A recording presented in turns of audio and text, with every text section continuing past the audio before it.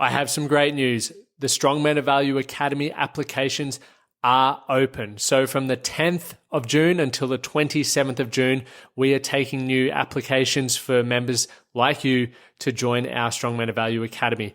Who's it for? It's for men who have an understanding of what they want from their life and they need accountability, tips, tools, and tricks to increase your productivity to achieve the goals that you're working towards. We all know that goals are milestones to creating the life that you want to live. So if you are ready to be surrounded by some awesome like-minded men, meet weekly to be held accountable towards the goal that you want, please apply and you'll receive a phone call from me directly.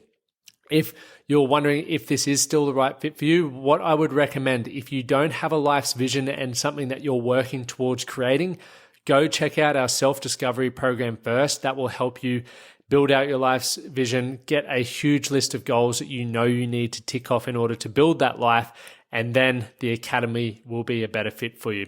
I look forward to reading your applications, and once again, thank you for supporting the podcast.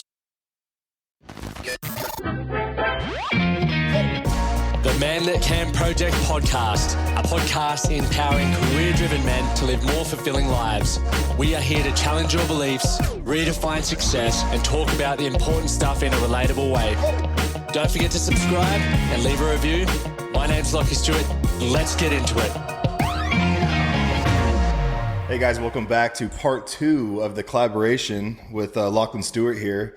And man, we're part 1 was great. I really love touching on the discipline aspect, what it means to be challenged, what it means to just face adversity and fight through challenges to achieve something greater. In part 2, I really wanted to talk about community and relationships. I think this is something that is way more important to talk about because the social norm here in America, and I want you to touch on kind of what your upbringing was like, what it meant to be vulnerable, what it meant, what community and team and relationships looked like for you.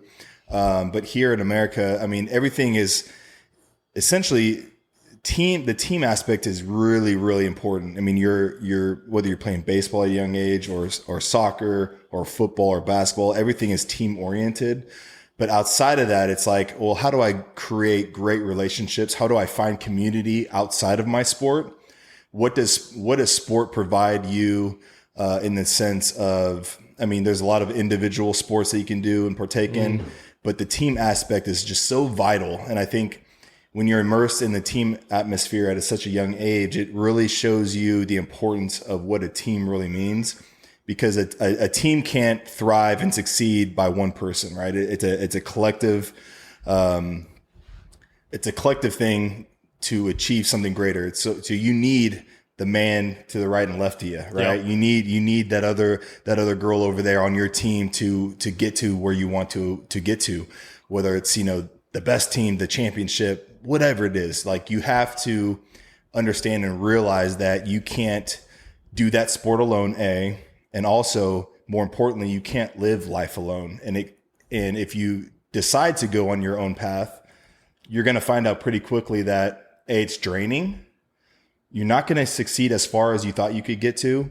And I think you're just going to live a life of just emptiness because you're not sharing the journey with anybody. Yeah. You don't have anybody to lean on when things don't go right, when adversity strikes. And so for you, how important was the team aspect, the community, whether that's family, the family dynamic, friendships, and then we'll get into relationships more intimately with girlfriends, spouses, wives, and just how important and how that shaped your life to this point. It's definitely a great topic to dive into. For me, I guess to your point, as I've gotten older, I've really recognized the importance of it.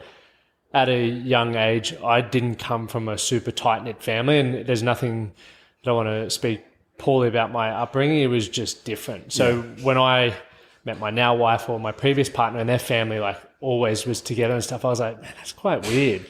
And then I recognized my upbringing was a little bit different. My dad was doing what he did best to provide and show his form of love. He was working all the time. So the only time I really got to spend with him was when I was playing football on a Saturday, or he'd drive me to training, and that was it. And it was more, we didn't have the depth of conversation. And I got my love from him when I performed well. So that's hence why I guess pursued that. And then same with mum. Mum's, looking after the household, raising three, has 3 kids, and dad's away at work. So it would have been extremely tough on her, but it was very, the I guess outpouring of love was not there. It wasn't like we'd always say love you and all of that sort of stuff. That's only just started happening probably in the last 2 years for me, as my wife's been like, it's kind of weird you don't do that, man. Like, come on, get on that. And because of that, I was very insular, and I was comfortable by myself. Mm-hmm. And to your point, like, it's not a fun way to live. I'd always pride myself on being able to do things by myself. And it's like, cool, who are you going to share your success with? What memories do you have to talk about with people around a campfire? And I didn't have much of that. So as I've gotten older, I've really started prioritizing that. And as someone who would say, I'd say I'm introverted, meaning I energize by being by myself. Mm-hmm. And I used to allow that to make me believe that I shouldn't be hanging around people all the time. I need to be by myself. That's what I need. And then I was like, all right, well, that's just now made me socially anxious. So when I'd go to big events, and we do a lot of that with my wife's profession, I was always like really anxious and uncomfortable. So it was just a skill that I had to develop. I had to learn to feel comfortable in social settings. And a lot of that was a reflection on the relationship that I had with myself. I didn't value myself. I didn't feel like I had much to offer. And because of that, I didn't want to be talking to people. I didn't want to, I guess, quote unquote, be exposed. And for a long period, I had sport to fall back on. And when that, I briefly touched on this before, when I finished that, it's like now I'm a builder, I'm an Uber driver, all things that I didn't give credit to, because I was like, that's not success. And I was ashamed of myself and embarrassed. And because of that, I didn't want to stand out. I didn't want people to really get to know me, and I didn't want to know myself. And obviously going back to that point, it was about 2014 when that last girlfriend broke up with me that I recognized that I had to improve who I was in order to improve everything else in my life. And ever since then, I've slowly been, I guess, knocking down walls and building better relationships with my parents. I think it was only in 2019 was the first time I've actively or intentionally said love you to my dad. And like, even just since I've moved to America, when I go home, it's like we just hug each other now. Before that, it was like real weird and uncomfortable. And so having those small milestones or breakthroughs for me has been amazing. And now it's the same with my relationships with my buddies. It's like, rather than talking about football and sports, it's like, how's your family? How are you actually going? How's your career? What are you struggling with? And the depth of those relationships in turn has improved my life, because sometimes I can offer advice, or sometimes I do have to call my buddies up and need a shoulder to lean on. And I think for a long period of my life, I was running solo, and fuck, it was a tough time. You don't want to be the bloke who asks for help when the whole time you've been growing up, that's like a weak thing to do. Mm-hmm. And so breaking down those walls and and my wife's been a massive role model or encourager in me becoming more vulnerable and talking about my struggles and improving the relationships that I have. And I'm nowhere near where I feel I can be and will be, but it's a process and it's my journey, and I'm figuring that one out. No, that's awesome. I know when I reflect on my childhood, because I spent a lot of time alone. I was the only child, single households. So, I depended on myself to do a lot on my own. And over time, I got very, very comfortable and confident in my independence, right? Yep. And for the longest time, I was like, man, I have no worries about leaving the home. I have no worries about going to college out of state. I had no worries about meeting new friends. Like, I could do this on my own, right? And I think growing up in this world, that's the masculine type of attitude to have. Like, I can conquer this. I can do it. I don't need help. I can carry the weight of the world on my shoulders.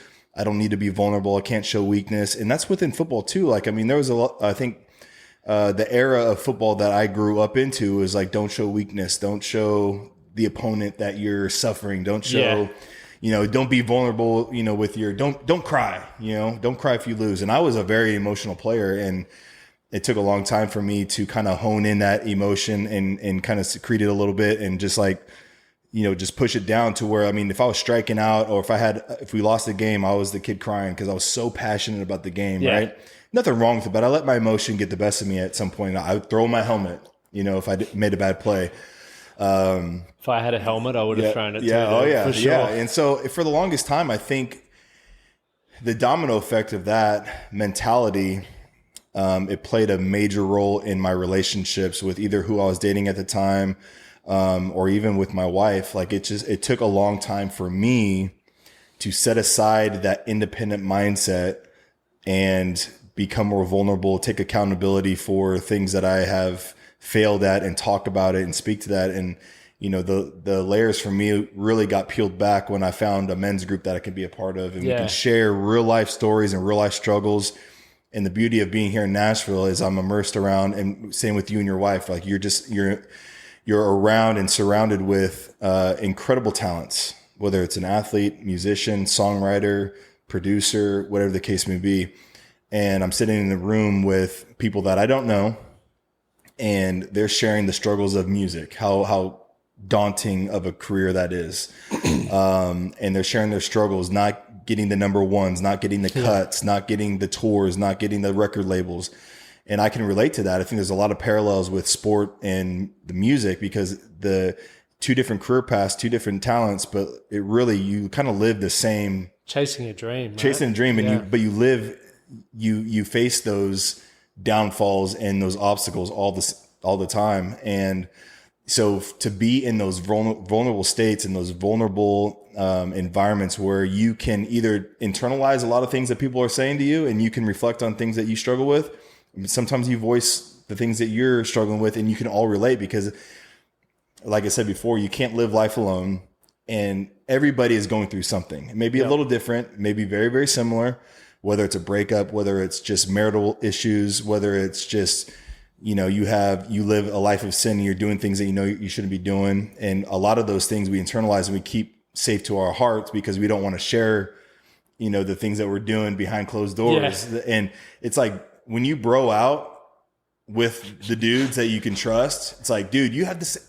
I'm struggling with that too, man. Like whether it's pornography, whether it's just sexual sin, everybody has faced that struggle at some point, and maybe you're living the same struggle simultaneously with somebody. And that's where community really, really comes into play. Yes, we've been well versed with the team atmosphere, right? But even if you look at all the teams you've been on, how well did you really know your teammates? You know what I'm saying? How close did you guys really, really get? Like, I know your number. I know your position. I know where you're from. I know what school you went to. I know your skills. I know what you're not the greatest at. But that's just all surface level stuff, right? It's like you walk away from that team, and maybe you were on a championship team where like that is a memory you will never forget. But you never really knew your teammates, And so when we actually start talking about that and talking about the importance of community and talking about the importance of being vulnerable as men in this day and age, where everybody's just putting the mask on, everyone's hiding behind closed doors, and they're so afraid of what people will think of the baggage that they're carrying along with them. And you carry that baggage into a relationship and then into a marriage, and you never unpack that stuff. It becomes incredibly detrimental to that relationship, And so I think it's incredible that your girlfriend is like such an encourager on like sharing emotions and not being afraid to like open up about certain things, because there have been times in my marriage where I'm just so afraid to tell Brie of what I'm struggling with because I know it's going to upset her. Mm-hmm. I know it's going to put a blemish on our marriage. I know it's going to maybe create some tension for the time being. But man, like it only makes, if you and your spouse or your wife and girlfriend on the same page and really want to support and love each other through those storms and through those struggles, it only makes it so much better, and then you can start trusting each other a lot more. And then that even trickles into parenting. And that's the phase that we're in too. Like I want to be open and vulnerable to my kids. Yep. I feel like my dad and I, my mom and I, we've always been very, very close, but like my dad was the authoritarian police officer. I don't want to tell my dad about my drinking problem. He deals with this on a daily basis. He puts drunks in jail all the time. Yeah. You know what I'm saying? But it's just like man, loving on your parents, loving on your friends, loving on your girlfriend and spouse. It's loving on your children. It's so important, because I want my marriage to reflect in a positive light for my girls to see what a healthy man is. Like, what a husband looks like, what a wife looks like, what a healthy marriage looks like. I mean, that's our children just soak up everything that they're around, you know. And I think I had so many reservations about committing to a relationship because I didn't want to go through a divorce like my parents did. You know what I'm saying? And that was a burden that I carried with me for a long time, you know, and it was a fear that I had. And I think with Bree and we went through a dating phase. We went through a phase of not being together, and then we came back together, full circle moment. But it took me a lot of I had to do self-reflection in that time period where we weren't together. I had to learn things the hard way. I had to learn how to be vulnerable and accountable for my actions and my emotions, and putting that fear aside. Like, that divorce thing, like, it happens. It's running rampant in the world now. It's very common, where I think couples just completely give up, and the easy exit out is divorce. Let's wipe the slate clean and let's move on. Let's not try to salvage what we can. But the only people that it hurts the couple in the long term, and it hurts the kids if they're involved. And so I had to put that fear aside. Like, hey, yeah, divorce is out there. It's very apparent. It happens all the time, but that's not going to be me. Yeah. I'm going to make sure that doesn't happen. You know what I'm saying? And so, but being involved with a community of men, whether it's a few guys or a group of 50, like I'm in every Wednesday. That's awesome. Like, it's so important to be a part of that community where you can trust those individuals. It's a safe place to share baggage and struggle and sin. And just, you have to have people that you can lean on. And whether it's, hey man, I'm not doing too good today. Let's just talk through it. You know, hey man, I'm really tempted right now. Help me fight this temptation, you know? And it's really, it's not talked about enough. I know it's becoming more of a trendy thing, but we don't want it just to be trendy. We want it to be important. A standard of life. Standard of life, you know? So for you in coaching, when you talk about these groups that you're involved with, like, how important how much pressure do you put on yourself as a coach? Because I have to imagine that, like, for me, as a role model to young guys, like, I always feel like I have to be elite every day. I have to be great on the field in practice and in drills. I have to set the standard. But there's days where I come out there and I'm just like, I'm drained. I'm struggling. I'm not at my best. You know, I have stuff going on at home that's just wearing me out. You know, like, how does that make you feel as really putting that title boldly across your chest? Yep. As leader, as coach, as mentor? I mean, what is that like for you? Yeah. This screen just went black, and I don't know if it's still recording or not. So every 30 minutes. It's only 15 on there. Okay. I just wanted to check it. I was pressing that, but it doesn't light up the screen. So.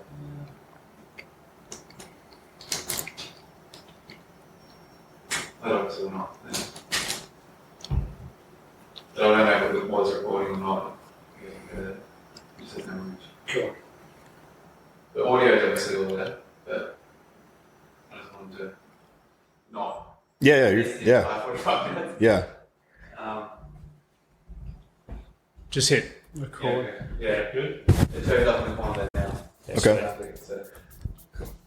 That was only. It was 9. 14 Not cool. something. Let's take a quick break. Are you tired of waking up with a dry mouth, feeling sluggish? I was too, until I discovered the power of mouth taping. I read a book called Breathe, and it opened my eyes to how I could get a better sleep. So I started taping my mouth, and the results were astounding. Not only did I wake up feeling refreshed, but the data on my Whoop suggested I was getting more REM and more deep sleep, which led to me feeling better every morning. But I wanted a better solution, not just sticky tape, something that was effective and comfortable. That is why I co-founded Recover Right with a few friends. We are dedicated to helping Australians get fast and easy access to mouth tape and nose tape so you can breathe better, sleep better, and recover right. Use the discount code TMTCP for 10% off at the checkout. Sleep better with Recover Right. Okay. All good. This could all be edited. Yeah. It's good. 3, 2, 1. Cool. Yeah, so I guess for myself as a coach, in the beginning, I put a lot of pressure on myself to need to always be showing up and practicing what I preach. But I think what I've learned over the years, and I've worked with professional athletes, billionaires, people from all walks of life who are crushing it. And if for them to be able to have down days, I accepted that I'm going to have down days as well. And the most important thing, like you were saying before, is like integrity is important to me and honesty is important to me. So if I have something that's extremely important and I don't feel like I'm up to it, I'll do my best and I'll do whatever I can to get in the right mindset or bring the energy. And if for whatever reason I can't do it, I'm just going to be honest and maybe we'll reschedule or whatever, but you always fall to the level of your standards. And so every time you're in a position where you don't feel up to it, this is where you get to improve your standards. You get to push the boundaries, as we were talking about in the initial part. And so knowing the kind of life that I want to live and knowing the man that I aspire to be, and as I've said, I'm not there yet, I'm still a work in progress. There's so much stuff that I need to work on. Like one thing it's still probably front of mind for me at the moment is my emotional awareness on Sunday. Like I was pretty run down and stressed. And Amy and I speak about it a lot. So she's like, let's go for a walk because you're in a shit of a mood. And I hold it in a lot of the time. I'm pretty good at speaking, but there are moments where I'll just shut in and I'll shut down. And because we've been together for long enough and spoken about it, she's like, let's go for a walk. And that helped me get out of that funk. And so whether it's my professional life, I know triggers and I know it's why I prioritize health. It's why I prioritize my morning routine where I always consume some motivating or insightful content, and I exercise every day and aim to eat well and sleep well. If I do those things, I know that I'm giving myself the best opportunity to show up for the people who are, relying on me or even just me relying on myself. To your point as well around drinking, the reason why I cut back on drinking and I'm doing 12 months off at the moment is I want to see what I'm truly capable of. Mm-hmm. For me, it swings my mood like crazy. It robs me of time for the next day. And I think that we're only here for a limited amount of time. And especially us in the States, we're only here for maybe 3 years. I want to maximize every opportunity and I want to meet as many people and experience as much as possible. So for me, I have my own standards and I try to live by that and lead by that, but also share that with people. So it's like, this is what I'm working on. This is what I'm learning about. This is where I've failed. This is what I'm struggling with. And that's why I feel even just the community that we built and the company that I've built is people buy into that because they know what they see is what they get. Like I don't show up any differently in any area of my life. I don't feel like I used to do it. Like I used to show up differently for the rugby lads as opposed to how I'd show up in front of my family, as opposed to how I'd show up at work, where it's now it's like what you see is what you get. And I'm trying to be the best version of myself to inspire as many people and to inspire myself. And that's, I think, taken a lot of pressure off or taken a lot of expectation off how I feel I need to show up for other people. If I'm trying to show up for other people, I'm neglecting the most important person, which is myself. And if I show up for myself, I know I'm going to be the best husband. I know I'm going to be the best mate. I know I'm going to be the best coach. And that makes it, you can almost breathe out and go, it's not that bad. Yeah.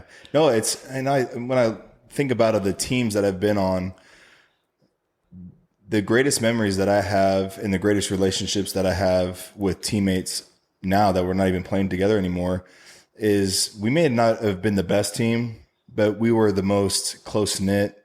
I always respect a coach because it goes, whether you're a coach or a CEO or a mentor, you kind of wear that badge of honor.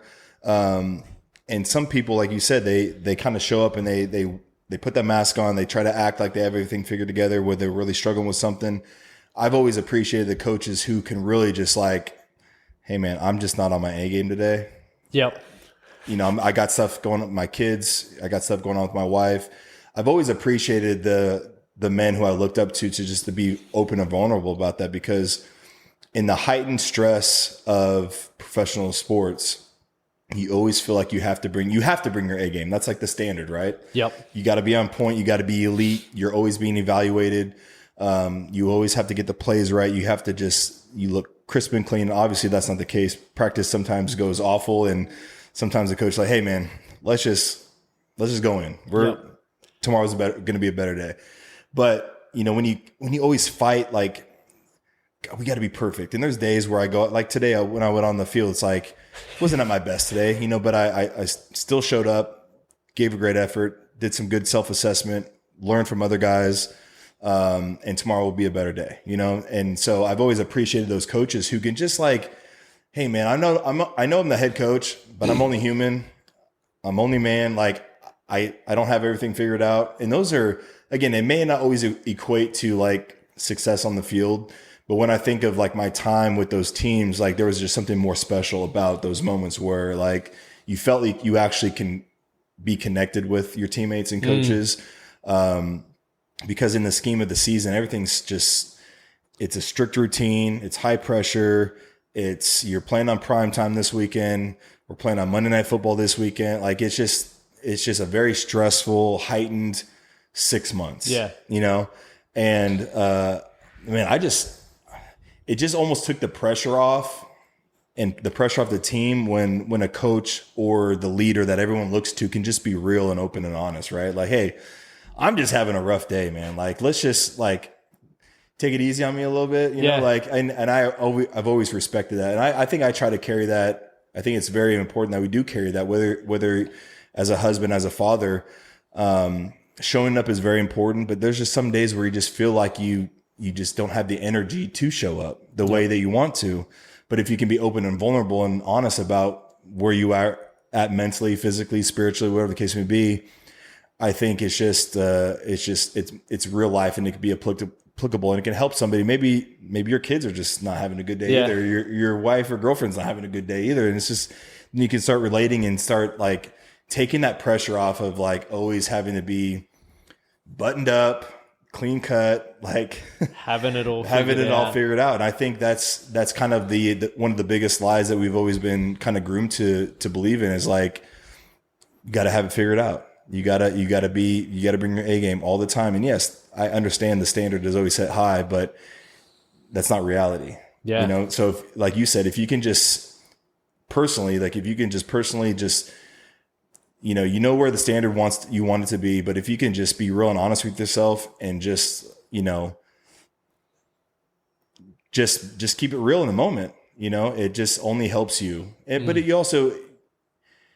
you also reflect like, I'm only human to the people who look up to you too. Yep. You know what I'm saying? Like, you don't have to be the hero with the cape on every single day, and I think people respect you more when I don't like to say stoop down to the level, but when somebody is always looking and leaning on you for guidance and leadership and encouragement, and maybe somebody else can step up in that moment to be that leader, that encourage. And that's the beauty of a team. That's the beauty of a community. It's like the saying, like, row the boat, we rowed a boat together, you pick up the slack where somebody may be slacking. And, I think that's just the best thing that you can immerse yourself with in those communities where, you just can, you could be your authentic self. You don't have to wear the mask. And one day I'm leaning on you, the next day you're leaning on me. Yep. You know what I'm saying? And that's like, if you look at it in a marital relationship or an intimate relationship, some people are always keeping score. It's like, I've always been doing this for you. And, I could say it. I think our pride, me being prideful at times, like, I've done that for sure. I was guilty of it for ages until I was on, when I first went from rugby and trying to figure my shit out. Amy was doing a lot for me, supporting me, helping me figure it out. Yeah. So she could have easily said, I'm always doing this for you, sort your shit out and man up, essentially. Like, start being responsible. But she never did that. She allowed me to figure it out, and she's never once come back and done that. So now for us to move over here, it's fine. Like, I'm not keeping score. It is what it is. And because collectively we want a great marriage, we want a great life. And right now this feels like the right thing to do that. If you go back to team sport, when you were saying like, how well do you actually know players? I won 3 grand finals, and there's so many players I actually don't know. Yeah. Like we won, premierships with, and I think like much in society, we would just go hang out with the people we met or were forced to be introduced to.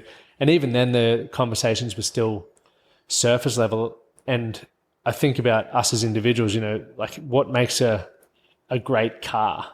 It's like you checking the brakes, you're checking the oils, it's got to be fueled up. The paint's looking good. Like there's multiple things that make a great car. It's no different to us as people. Yeah. It's like we've got our mental health, we've got our physical health, we've got our financial health, our spiritual health, relationships, all these areas, yet we don't ever learn to talk about those areas or communicate those with our friends. So therefore the depth of relationship doesn't exist. I'm sure you've experienced by going to these men's groups, especially because men's groups were eye-opening for me, just how much you can learn from one individual and just what's going on. Like even for me meeting you for the first time, I had an idea of how I thought you would be, right? Based on you're an NFL player. This is my idea of an NFL player. Then I meet you and you're so much more than that, which is cool. And I've been given this opportunity to get to know you on a level that maybe many people wouldn't. And for that, I'm super grateful for that. And I hope people who listen to this start thinking, okay, well, even my buddies, what don't I know about them? What questions haven't I asked them recently and actually waited for them to give me a true response, not just, how's your day? Oh yeah, good. What does good mean to you? Like, talk me through that. What's been good in your life lately? If we can learn to ask better questions and listen, we can get better responses and genuinely connect. And I think going back to why people feel lonely, they don't feel valued, they don't feel heard. So if I then go, okay, well, how can I be responsible for changing that? I need to value myself. I need to allow myself to be seen and heard. Most people, once again, as you said, are wearing the mask. How do you expect to feel heard if you aren't allowing your true self to show up? And that's one of the biggest challenges for people is not, I can go meet as many people as possible, but if you aren't being your authentic self, it's not going to bridge or fill that, need that you can feel in your stomach. Yeah. No, we had a team pastor in Indianapolis with the Colts, Eric Simpson. And I love this guy. He's helped me in so many different ways. He helped pretty much remend my relationship with my wife, or at least encourage me to pursue her again. But when I was playing with him, because he would travel with the team, he'd be on the sideline, he'd be with the specialist, always helping us warm up. And he would always ask one question that was always so pressing to me. I'd say, "Good morning, Eric. How you doing? How you doing, E?" He'd look at me. He would always say, "How's your soul? How's your soul doing?" And of course, in the moment, I'll be like, well, I'm ready for this game. But, this week, I knew in the back of my mind, like I had these struggles and I never really shared them, and looking back, it was so intimidating to get that answer or question asked to me. But looking back, it was like, those are the hard pressing questions that you have to ask people you care about, like, how's your soul? Like, how are you doing? Like, go in depth on what is good for you. Yeah. And I think something so important to me over the years when I've, the longest stint I've ever had with an NFL team was with the Colts, and that was for just under 6 years. And from then on, it's always been team to team to team for 1 year. And in the moment, it's always been hard because, man, I want to stay with this team longer than a year. You build those relationships. My wife builds relationships, and we have to go somewhere else and start over. But the beauty in that is now I'm in a new locker room around new guys, and it's been a priority to me. I failed at this priority, but I've done much better at realizing that God has set me to another team to be a disciple and shining light in that locker room. It's not with the same team. That was my will, not his. And he takes me somewhere greater that maybe my wife can thrive better. Maybe she can find better community at this next team.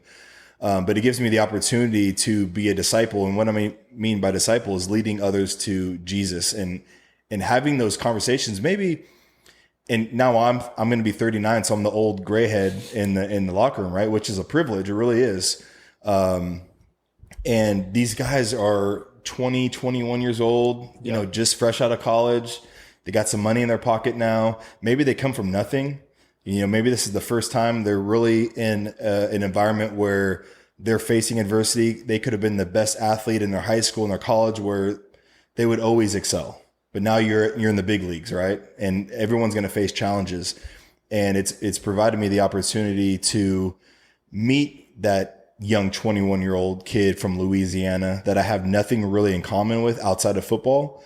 It presents the opportunity to have those conversations where, hey man, why don't you come hang with us at lunch? Or, hey man, we have this Bible study on Thursday night. You want to come join? And sometimes they don't come, but that one time they do come, it could potentially change their life forever, or at least change their mood. Yep. Change, what they're feeling, or they can share something they're struggling with. And then we can then relate to them and share like, hey man, I've been through that. This is how I handled it. I'm going through that right now. I'm going through something similar.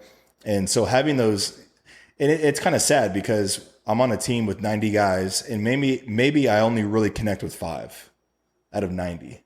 It's not a very good batting average. You know what I'm saying? So it's like, you just have to take the opportunity, and it's not to say that you have to go and shake hands with every single person you come across, but being intentional on having a conversation. This is why I love the podcast. I love this platform because most of the people that come onto this podcast are people that I've never met. You included, right? Yep. We just kind of surface level knew each other just through Instagram or what people, going through text over the past few days. But now we can actually sit and have an intentional conversation of something much more deeper than running marathons or playing football and all that kind of stuff. And so, it proves as well, if you're both open to the idea of getting to know each other, it can be very easy. Very easy. Well, I mean, we are programmed to have these conversations, but we live in a culture and a society that shies away from having either tough conversations or taking the time out to get to know somebody, having the courage to go up to a stranger and just say hello and be kind to somebody. I mean, we're glued to our phone, we're glued to a computer, we're glued to social media, we're glued to technology, that it's essentially just erased the communication face to face with human beings, and it's made, and I think that's why the youth nowadays, they're so afraid to go out and meet new friends, or because they're playing the games all day and they're talking over a microphone, or they're talking on Snapchat or Instagram. Yep. They're not having personal connection, and they're not having that engagement that is so critical to human life. We're just becoming robots, And if we aren't, it's going to be scary. I don't know if you've listened to Jonathan Haidt, or Dr. Jonathan Haidt, who does a lot of study on happiness and children, and he's working with Gene Twinge. I think they write some great Substacks, and they've written 2 books, Generations, and I can't remember the second one off the top of my head, but it's about the youth coming through today, social media, loneliness, suicide. And it's so eye-opening to see how impactful connection is. And we've got a role to play in it, because as we spoke about earlier, if we're trying to protect our children, you said you got to ride the bike to training. If that was the case, people are fearful of letting their kids go out, ride the bike to school because of being abducted or whatever. And so because of that, you never get the ability to have the freedom to ride the bike, right? So there's these impacts because of what the media does and experiences that we've had, that we're now not developing certain muscles to integrate in society. And when I look at it from once again, a big picture, we used to thrive in communities. Social media makes us feel like we have to do what everyone else does, and we have to have the same beliefs and the same values, but that's not the case. 8 billion people, you expect everyone to be the same? You're kidding yourself. So therefore, we need to develop the skill of empathy. We need to seek to understand why people think the way they do, why they act the way they do, and why they behave the way they do. And then if we disagree with that, as long as it's not harming other people, that's on us. That's okay. They're allowed to be who they are. And when we start developing the skill set to do that, people are going to become more fulfilled. They're going to find their tribe, whether it's digitally or in person, hopefully in person, where they can thrive and they can feel valued, they can feel seen, and they can feel accepted. Because at the end of the day, that's what we're all wanting to experience. It doesn't need to be too complicated. Yeah. And I think, once again, if we can be aware of that, we can learn to navigate it. Because I hate phones and social media, but I also love it because it gives me the freedom to be over here, connect with your stuff, listen to your stuff, and connect with so many awesome people that had I not had social media, that wouldn't happen. So I think, as with everything in life, there's pros and cons. If we are clear on what we want and the impact that we want to have and how we want to show up, navigate in order to achieve that. Understand we're not always going to get it right. Understand there will be temptations. Understand there will be setbacks. But ultimately, if we keep moving closer to where we want to be, then that's what it's about. Because I just know from us moving over here or even moving to France. Now, I lived in France and I didn't speak a lick of French. And so I got off the train to the club, and the president's there, the coach is there, and then 2 Fijian lads. And I was lucky that the Fijians were there because they got off the plane, comment ça va? Oui, ça va. And I'm just like, what is going on? Like, I have no idea what you've just said to me. And lucky the Fijian lads were there to translate for me so I could actually feel comfortable. But I played over there, only really being able to communicate with 2 or 3 people. So you then start learning how to communicate through the things that you do or your mannerisms, and you understand that communication is more than just words. Mm-hmm. Building rapport is more than just words. And that is one of the biggest lessons I've ever learned, because you can make people feel valued and heard by just how you use your body. And so to the point when you're wanting to build community and you're wanting to be a part of something, I have people that join our program all the time, right? The community one. And they think by doing the financial transaction, they're now part of community. It's a big mistake. To be part of community, you have to show up. You have to connect. You have to go out to, I guess, become part of the fabric. And that takes work. That takes vulnerability. That takes maybe realizing someone in the group you don't really gel with. That's fine. Move on to the next one. And that's where people need to go back to flexing the muscle of, if I want connection, firstly, where do I feel I belong? Start by going, what am I interested in? Might be football. It's why sports are really good to build rapport with people. But then what are the next things? Family life. It could be entrepreneurship. It could be podcasts. Start thinking about the things that you care about, and then find out where those people are likely to be. And you're going to start building more of a community. Yeah. I moved, obviously when I moved back from France to where I used to live, and then I moved down to Brisbane where I met my wife, I needed to build a new environment because I had a problem with drinking and recreational drugs. And so I had an idea of who I wanted to be and how I wanted to show up. And I just kept searching. I was like, okay, fitness is something that I value. Right, let's go to different gyms. Let's meet people at fitness events. I did fucking 7 back-to-back fitness transformations in a row, trying to find people. It took about 2 years to get that one mate where I was like, I can call this person. Like, this person gets me. And once that happened, this whole new environment opened up because they introduced me to their buddies.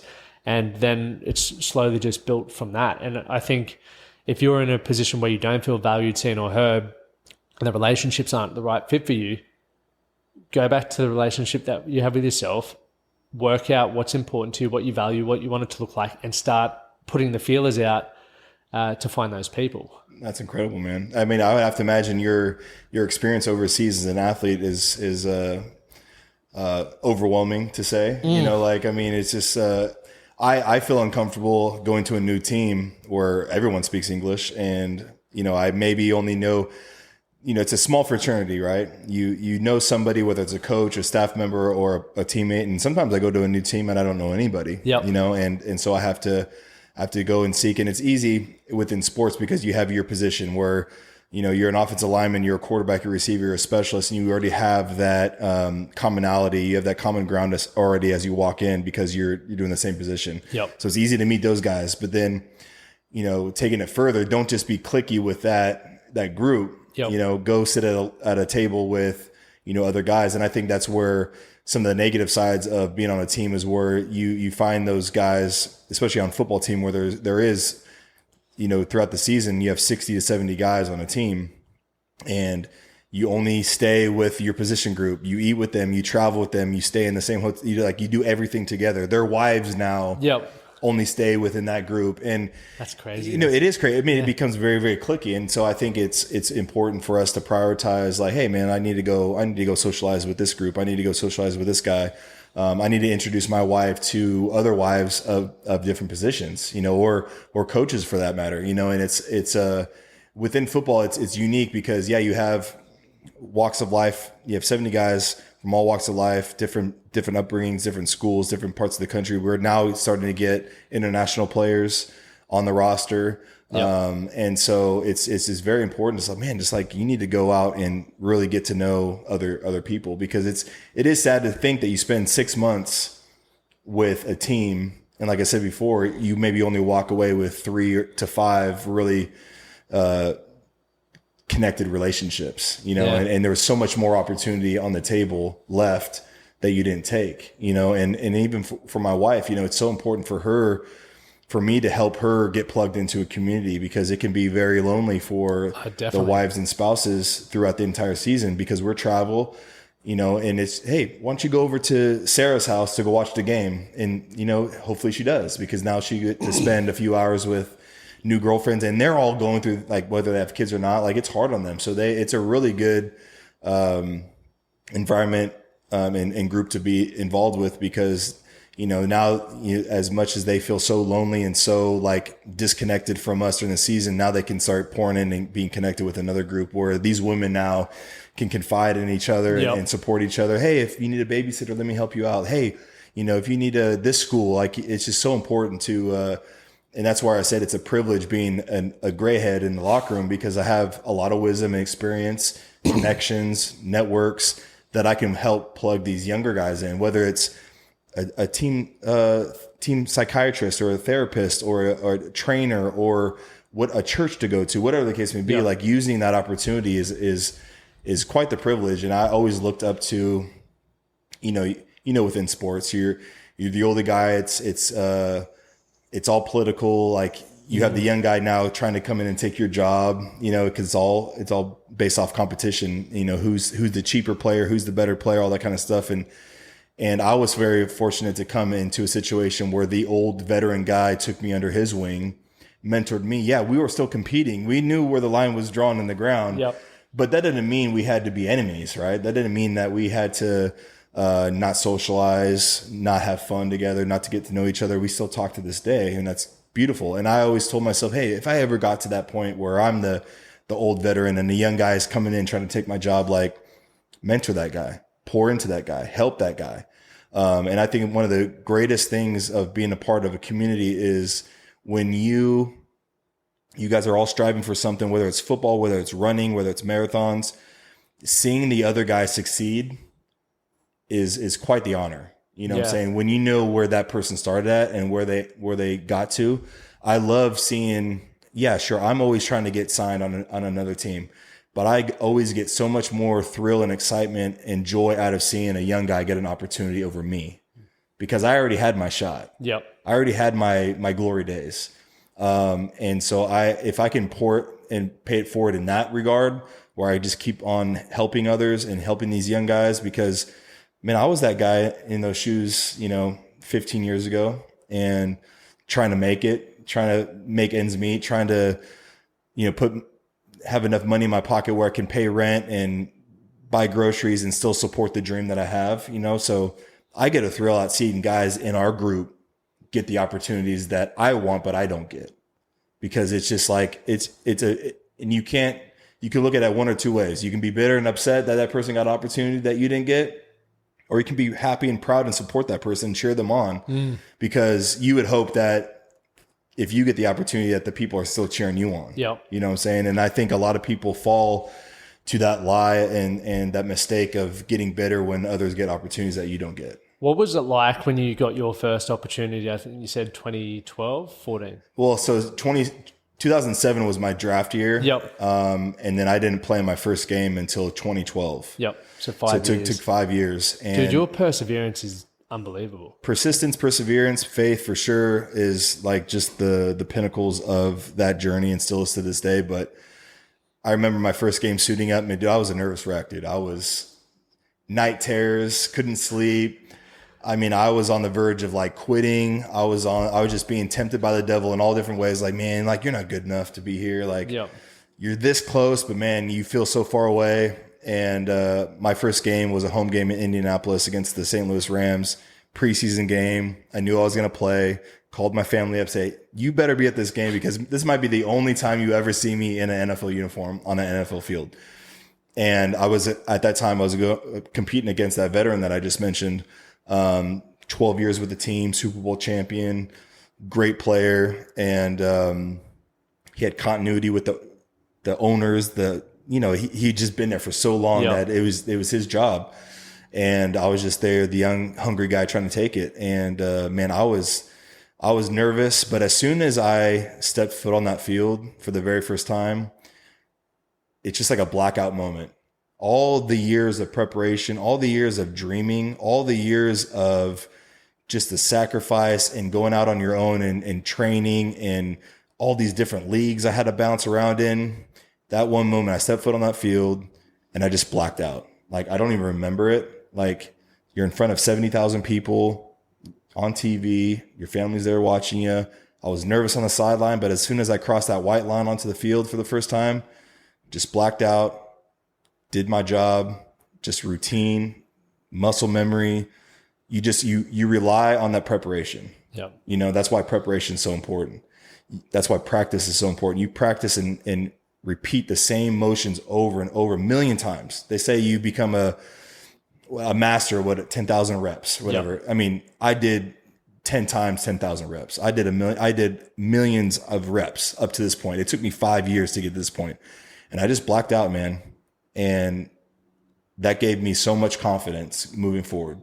I got my first play under my belt, stepped foot on the field for the first time, did well, and I earned that job that year, and I made that team for the very first time. And that started my NFL career. How'd that make you feel as an individual? Oh, and I mean, obviously very, very proud of the achievement of finally making an NFL team, but then just proud and happy for my family, because my family had been there on this journey with me from the get-go, from being 8 years old. That's one thing I love to share about my family is my parents, my grandparents, everybody, even my best friends, I had this wild dream of being a professional athlete and playing in the NFL, where less than 1% of people will ever get to touch or feel or live out. And I come from a small school. I was never the best athlete. I was never the 5-star recruit. I was never the guy that got all the accolades, never won a championship. I was never that player, and my family and friends, even though I was crazy, they always supported my dream for whatever reason. Even when I got cut from teams, even when I got, it wasn't panning out. Football wasn't paying me back. They were still there. Like my best friend, Jared, I'd get a call from a team for a workout. I'd wake him up. We were all living in the same house one summer, and he stumbles out in his underwear and he's catching balls from me. Like, I mean, that's the kind of love and respect that I had and support from my family and friends. So it was important for me to achieve that, but I think more so important to be able to share that with my family, who lived all the ups and downs with me, never left my side, never told me to give up, never told me, hey, this thing you're not cut out for this thing. So for them to be able to share that with me in that moment, I think that was more profound than me actually achieving something personal. Yeah, it was a big achievement for sure. But I love when my family, I love sharing the journey with them. No doubt about it, especially my wife and my kids. Shows the richness of investing in your relationships, from the relationship with yourself to your family, but also to your mates. And they've all played a role in where you're at now and obviously where you're going to go in the future as well. I wanted to ask the question, I texted it to you this morning. What is one of the biggest insecurities that you have? Yeah, man. I mean, really haven't been asked that from another man in probably a long time, or if ever. And I think it's so good to reflect on. And I would think there's probably a couple things that come to mind pretty quickly. I think the first thing is, now that I'm at the tail end of my career, I still want to push forward to play 1 year, God willing. But I think I've always carried the insecurity of me not being good enough to play. Like, here's my resume. Like, I could put it on paper. I can look at all the achievements. I can look at all the teams I've played for. all the successes that the team around me has had, what I've had individually. And I can still look at there and I can say, man, can I still play at a high level? Do I still have the respect from my peers and coaches? Do I still have, the ability to just play at this high level that I know I can play at? And yeah, like age comes into a factor for everybody at some point, right? You look at the Tiger Woodses of the world, you look at all these athletes. I mean, at some point, father time comes into play and you're just not as good as the young, energized 21-year-olds anymore, whether it's injuries, whether it's just speed, whatever the case may be. But my position in particular, it's a very specialized, I'm a long snapper, upside down quarterback. I snap the ball. Upside down quarterback. Yeah. So, I mean, my skill set that I have allows me and affords me the ability to play at a much older age. Mind you, I'm going to turn 39. 95% of the league is 26 and younger. Wow. And even coaches now, coaches are becoming a lot more younger. Yep.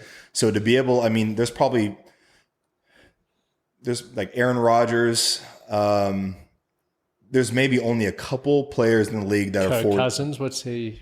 I don't know, maybe 35. Yeah, right. Oh. But I mean, even 35 is old. Yeah. So tack on another 4 or 5 years, that's even older. So I played with Adam Vinatieri, greatest kicker of all time. He played until I believe he was 43 years old. And at the time, I was 12 years younger than him when I was playing with him in Indianapolis.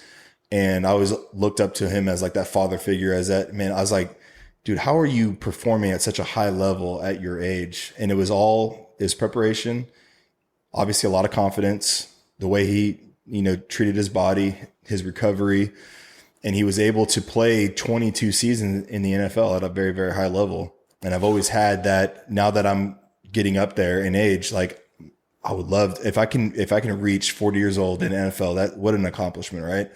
But I think that doubt comes into my mind, like, hey, teams are going to think I'm too old. Teams are going to think I don't have the pep in my step that I once did. So I think all those insecurities and doubts come into mind when speaking on football. So that's definitely an insecurity that I've kind of carried over the past couple of years, and more so recently. And I think another one too is like just self-image insecurity, right? Like I'm obviously very immersed into health and fitness. I wish I had the certain body that I want to have. I wish I had hair. Like I'm losing my hair, right? I think those nice are a lot. Two of us, man. Yeah. Well, you look good. You look good. I literally have my buddy at the gym yesterday gave me a card for, regrowhair.com Nashville, like to go get like hair treatment and hair therapy. I'm like, all right, man, I'll take it. I'm looking into it. Yeah. But I think those are real insecurities that a lot of men have that sure. aren't really talked about a lot. My wife harps me all the time, babe, you look great. You look good. I was like, thank you so much. But I don't look the way that I want to look. Yeah. I want, maybe not the ripped abs, but I want a little definition down there. I want a healthy, full set of hair. I don't want gray. Like there's all those insecurities I think that men carry with them. I know right now the trend is like the dad bod's in, like that's sexy. And it's like, no, it's not. Like, come on, yeah. who are you kidding? Who's right? saying that? Yeah. Right. And it's like, I think for me, as important as a priority as health and fitness is for me, like it's never translated to like the physique that I've always wanted or that I strive to get. I want to have that certain body comp. I want to look a certain way. Like I want to feel a certain way. And I think that really that might be an insecurity that I've had my entire life. I was kind of the pudgy, chubby kid growing up and got made fun of. And so I think I've carried that insecurity, even though I'm strong and I'm in the best shape of my life compared to, I would argue that I'm in better shape now at 39, going on 39 than I was maybe at 29, just because I prioritize health way more. Yep. And that's where Justin Todd comes into play. He's been a huge role model for me and a huge mentor and a best friend to help me like really push myself. But I think that insecurity comes from being that chubby kid, because in football, when I was growing up, we had weight classes. Yeah. And when I was 10 years old, the weight limit at the level I was playing at was like 100 pounds. So if you were 100 pounds or over, you were considered like the overweight kid, and you always had a weigh in before every game. Wow. And it was embarrassing, right? And again, that kind of stuff nowadays would never fly, you know what I'm saying? But I still remember as a young kid, I was teetering right on that 100 pounds, 101. And I was always a bigger kid. I was an old lineman. I was a big athlete, you know, but we had a weigh in every game. And I'm not kidding you. Like, this is like a real thing. And again, probably would never fly nowadays. But my mom, before every game on Saturday, I would go to the gym. I would sit in the sauna for as long as I could stand it. I would not eat until after weigh-ins. It was almost like I was in a wrestling match. Yeah, you know, those wrestlers, boxers, and fighters, they have to do that. So I was essentially cutting weight at 10 years old to play football because of the weight limit. And that, I think, over time, I mean, I would step on the scale naked in front of all my friends, embarrassed. And if I made weight, then my mom would be outside with lunch waiting for me, and I would eat. But there was a time where I didn't make weight, and I would sit in a bathroom stall trying to pee as much as I could, or take a dump. I do whatever I could to get rid of some weight. And that's at 10 years old. So I think over time, those insecurities with, you know, physique and look and all this kind of stuff has carried on all the way into adulthood. You know what I'm saying? And it's not as much like, you know, I think it's just a personal preference. Like, I know that I'm healthy. I know I'm fit. I know I'm strong, but I know I can be better. So I think that's definitely an insecurity that I still carry to this day, of just looking a certain way, you know? And so, and then you throw in the hair in the mix. I'm like, my wife's making comments about me losing my hair, and like, I have to wear a hat all the time. Like, so it's like, it just compiles, you know, it compounds over time. It's like, gosh dang, like, you know, but I think for me, definitely the insecurity of not feeling good enough to play in the NFL at my age, and just aesthetics, the look of, you know, my body. I think I've had those insecurities for a long time, and in football, not feeling good enough has kind of been more recent.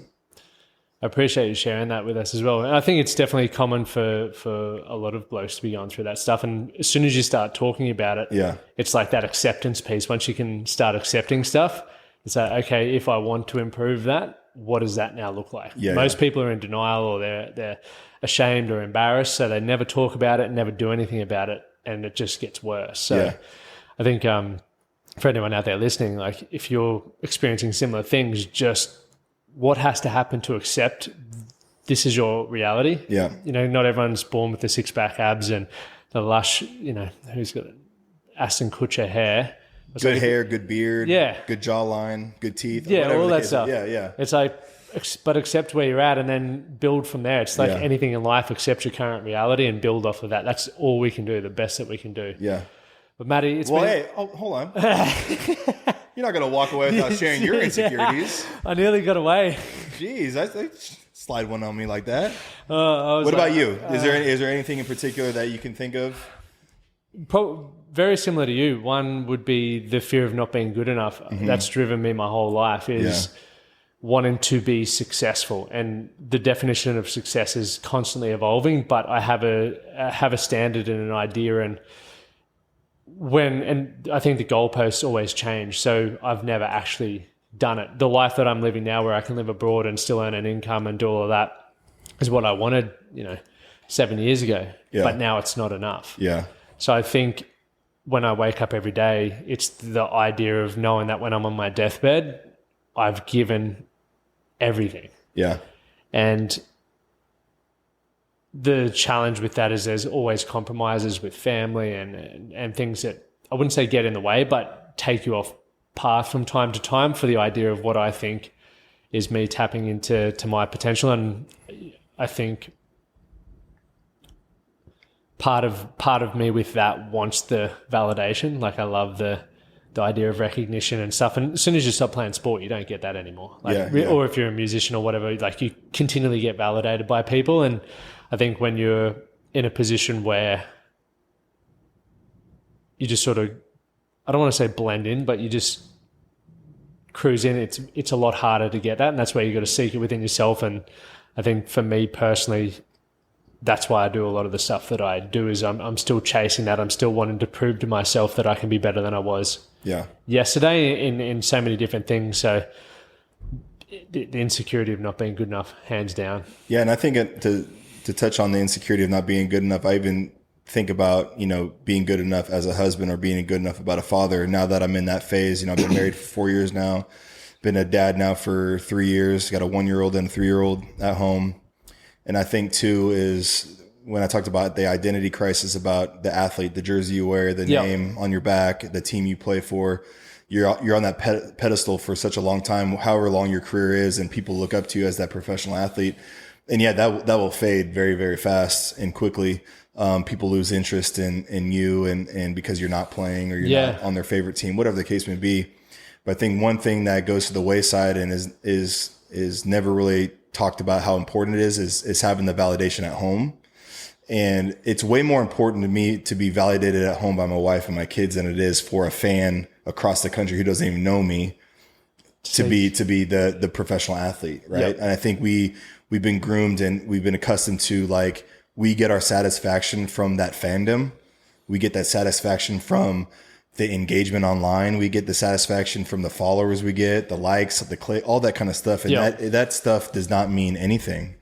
Like it's so important to have the validation at home and to know that you are that superstar in the eyes of your kids. Yeah. You are that incredible husband in the eyes of your wife. And, I think we forget about that way too often. I think we take it so much for granted. I come home to kids who love to jump on me and I may be tired, but like that love that they show me, that love that I get from my wife, or even me showing my love to them back, like that's way more important than what you and I are chasing outside of the home. You know what I'm saying? And I think if we can have that perspective way more often than not, it's way more fulfilling. There's way more purpose. And I know there's always going to be things we strive for outside of the home, and achievement we try to achieve. But at the end of the day, like, and I think of Steve Jobs, and I see people quote him all the time of being this incredible person and this incredible man. And you mentioned Elon Musk, like this incredible person who achieved so much, created so much, but his home life was nothing. It was in shambles. He had no relationship with the kids, had a fallen marriage, had a broken home, and it's like we put these people on pedestals for all these worldly achievements, for creating the iPhone or creating whatever the case,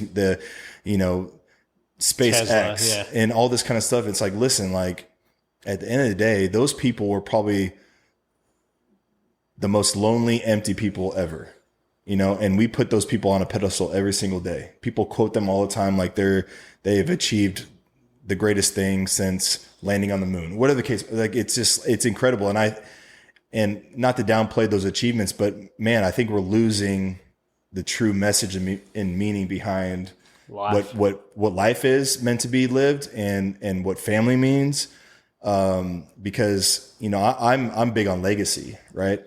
I can go create something, but who's going to carry that legacy? Nobody's going to remember the app that I created, but the legacy I leave for my kids and for my wife is way more important. You know what I'm saying? Like, and I think if we can just hone in on that mindset more than the worldly achievements, I mean, I think that's something that I have to remind myself a lot, because that's where the true love, that's where the true fulfillment is. They could care less if I lose a game. They could care less if I still play football. They could care less if I'm getting a big paycheck. They could care less about all that stuff that I think is important. Yeah. You know what I'm saying? And so, I think to touch on that insecurity, like, yeah, I definitely have an insecurity about like, hey, I want my kids to see me as a loving husband, a loving dad. And when they're older, looking back on their relationship with their dad, that I was that superhero and I continue to be, even when days where, I do fall, they still see me no matter if I still wear that helmet or not, like it doesn't matter. You know what I'm saying? So I think you mentioned on your deathbed, if I can lay there and confidently know that I did everything that I could for my family and loved them as well as I could, that's way more important, man. Man, it's spot on. Absolutely spot on. For my audience who's been listening, where can people find your show? Where can people follow you? Yeah, so I host Stay Rated the podcast on Apple and Spotify, and then on socials, Matt Overton _LS. Now that's on X and on Instagram. We also have a Stay Ready the podcast Instagram page.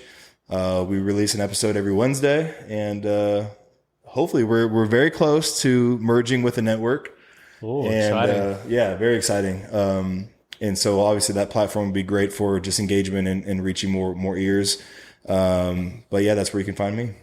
Awesome. Where can they find Lachlan Stuart at? Yeah, mate. Instagram is Lachlan Stuart, Stuart, Lachlan, Lachlan. Is that a common name around here? So growing up, my best friend's older brother was named Lachlan, but outside of that, I haven't met many Lachlans. I've had to, if I go for a coffee somewhere, my order name is Steve, because the amount of times I have to explain it, and I've just gotten tired. That's so funny, man. Somehow I'm Steve.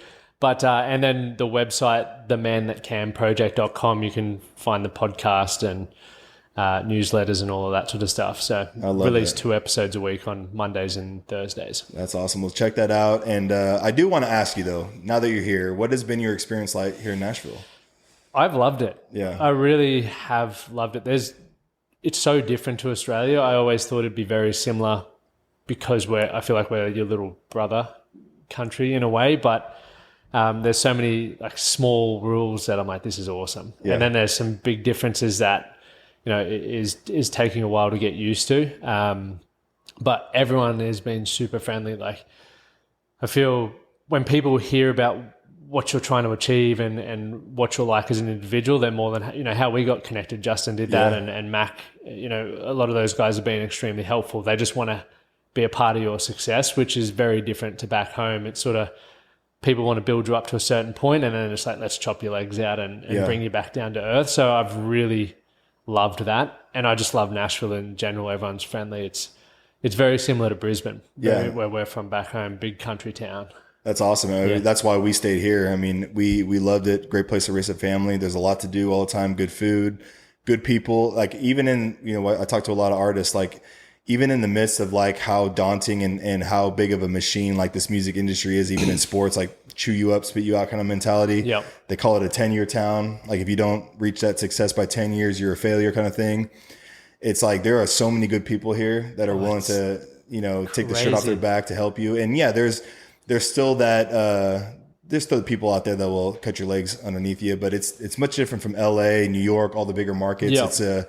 There's a lot of pride and a lot of tradition here. But for the most part, I think I've had nothing but great interactions with people of great influence here. Yep. Who are open doors for you, and connect you with other people. And so I'm so glad that you and I got to connect and have this podcast, and grateful that you're here, and hopefully you can be here 3 years, maybe a little longer. And that's awesome. But I would love to continue to connect with you, train with you, run with you, learn with you. Just like, we talk about community, like become a community here and help you connect with other people. And I think it's incredible that you're doing what you're doing at the sacrifice of coming out here for your wife. I think that's incredible. I think that's very admirable, because that's also a very taboo thing, like in our culture, to have the guy kind of not be quote unquote the breadwinner and be the go-getter guy, and for you to sacrifice. And it still sounds like you're thriving, but to make a big sacrifice to move out here for her, to pursue her dream.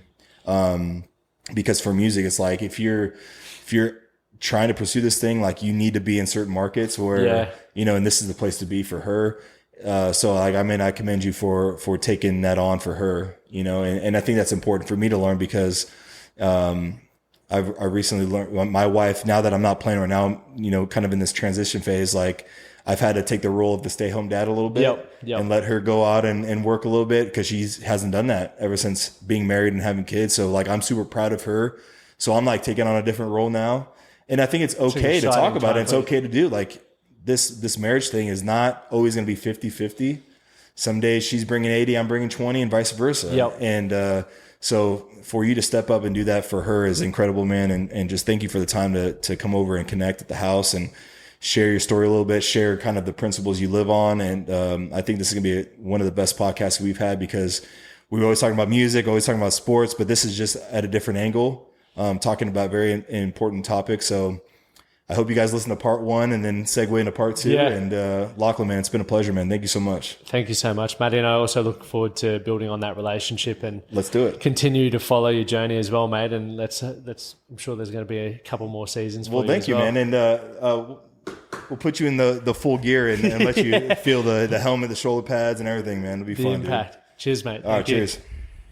Thanks for joining us for another awesome episode. If you enjoyed this one, make sure you share it, rate it, and review it. I will see you next week. Thank you for listening to the Man That Can Project podcast. My name is Lachlan Stuart, and I hope you enjoyed this episode and found it helpful. If you did, please take a moment to rate and review the Man That Can Project on your favorite podcast platform. And don't forget to subscribe to stay up to date with our newest episodes. We'll see you again next time.